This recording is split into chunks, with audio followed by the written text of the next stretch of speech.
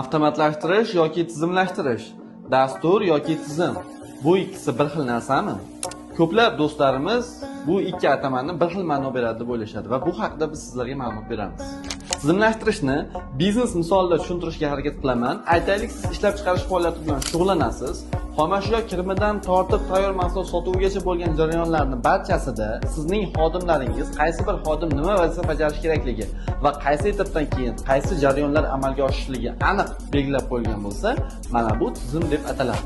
Aynan shu biznes misolida avtomatlashtirishni aytadigan bo'lsak, tizim orqali ketma-ketlikni belgilaganimizdan so'ng uni nazorati hamda amalga oshishini ta'minlash maqsadida qaysidir dasturiy ta'minotni joriy etadigan bo'lsak, hamda har bir xodimimiz o'zining roli orqali bajargan ish ma'lumotlarini kiritadigan bo'lsa, mana bu avtomatlashtirish deb ataladi.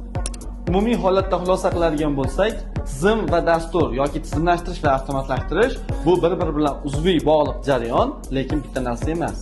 E'tiboringiz uchun rahmat. Salomat bo'ling.